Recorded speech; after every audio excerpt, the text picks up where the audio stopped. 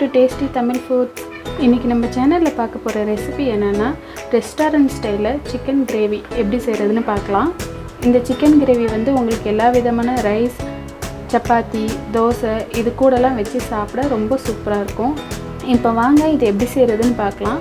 அதுக்கு முன்னாடி நம்ம சேனலை நீங்க இன்னும் சப்ஸ்கிரைப் பண்ணலனா சப்ஸ்கிரைப் பண்ணிக்கோங்க. அப்படியே பக்கத்துல உள்ள பெல் பட்டனையும் கிளிக் பண்ணிக்கோங்க. அப்பதான் நான் போடுற வீடியோஸ்லாம் உடனே உங்களுக்கு தெரிய வரும். இப்போ இந்த சிக்கன் கிரேவிக்கு தேவையான பொருட்கள் என்னென்னன்னு பார்க்கலாம். 1/2 கிலோ சிக்கன் எலும்போடு எடுத்துர்க்கேன். 1 டீஸ்பூன் மிளகாய் தூள், 1/2 டீஸ்பூன் மஞ்சள் தூள், 2 டீஸ்பூன் தனியா தூள், 1 டேபிள் ஸ்பூன் இஞ்சி பூண்டு பேஸ்ட், 2 மீடியம் சைஸ் வெங்காயம், அதை இந்த மாதிரி சின்னதா வெட்டிக்கோங்க. 2 மீடியம் சைஸ் தக்காளி, 5 காஞ்ச மிளகாய். காரம் அதிகமாக சாப்பிடுவீங்கன்னா 6லேருந்து 7 கூட சேர்த்துக்கலாம். இது வந்து மீடியமாக இருக்கும் காரம். 10லேருந்து 12 முந்திரி, 1/2 டீஸ்பூன் கரம் மசாலா, 1/2 டீஸ்பூன் கஸ்தூரி மேத்தி, 2 டேபிள் ஸ்பூன் எண்ணெய், உப்பு தேவையான அளவு.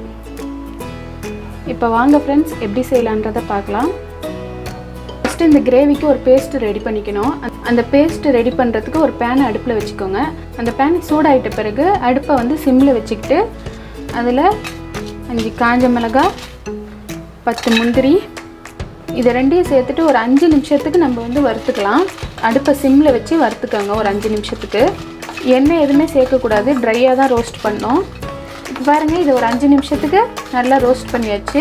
இப்போ இதை தனியாக எடுத்து வச்சுக்கோங்க. இதை நல்லா ஆறிட்ட பிறகு தான் நம்ம பேஸ்ட் பண்ணணும்.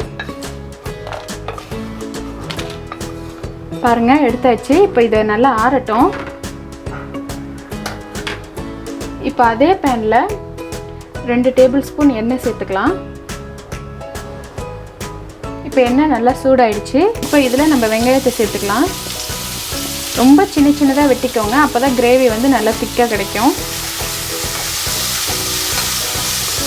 வெங்காயத்தை சேர்த்துட்டு வெங்காயத்தை ஒரு 5 நிமிஷம் மீடியம் ஹீட்டில் வச்சு நல்லா வதக்கிக்கலாம். அது வந்து நல்லா கலர் சேஞ்ச் ஆகணும், அது வரையே வதக்கிக்கலாம். பாருங்கள், இந்த அளவுக்கு நல்லா வதக்கிக்கணும் வெங்காயத்தை.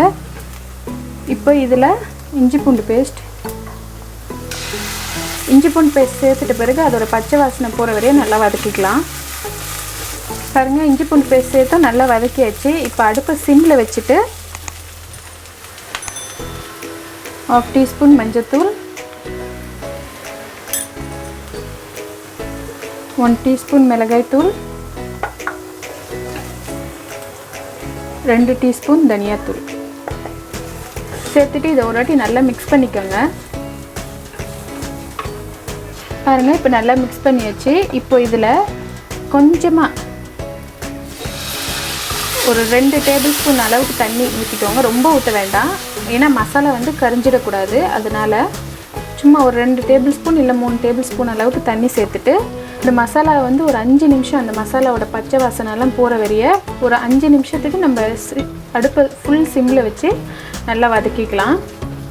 இப்போ பாருங்கள், இந்த அளவுக்கு நல்லா வதக்கிக்கணும். மசாலாவோட பச்சை வாசனைலாம் நல்லா போயிடுச்சு. இப்போ இதில் நம்ம சிக்கனை சேர்த்துக்கலாம்.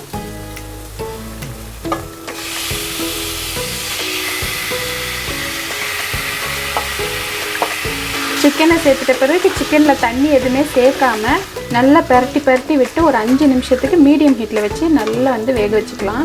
அந்த மசாலா கூடயே முதல்ல வேகணும், அதுக்கப்புறம் தான் தண்ணியெல்லாம் சேர்க்கணும். முதல்ல ஃபஸ்ட்டு அந்த மசாலா கூட நல்லா ஒரு 5 நிமிஷத்துக்கு மீடியம் ஹீட்டில் வச்சு வேக வச்சுக்கலாம்.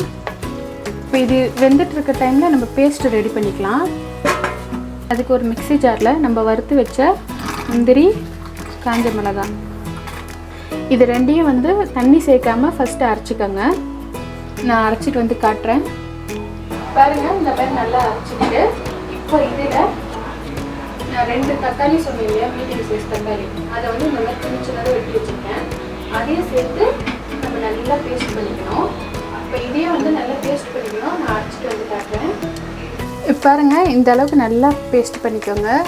கொஞ்சம் கூட இந்த தக்காளி, முந்திரி, மிளகாலாம் தெரியக்கூடாது. இந்த அளவுக்கு நல்லா பேஸ்ட் பண்ணிக்கோங்க. இப்போ சிக்கன் பீஸ்லேயே மசாலா வந்து நல்லா சேர்ந்துடுச்சு.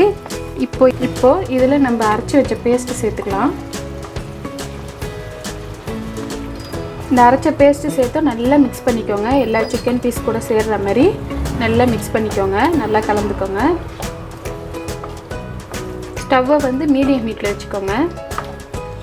இப்போது இந்த கிரேவிக்கு தேவையான அளவு நம்ம உப்பு சேர்த்துக்கலாம். இதில்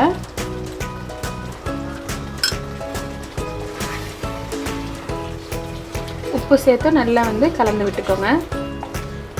பாருங்கள் எல்லாம் மிக்ஸ் பண்ணியாச்சு. இப்போ ஒரு 1/2 டீஸ்பூன்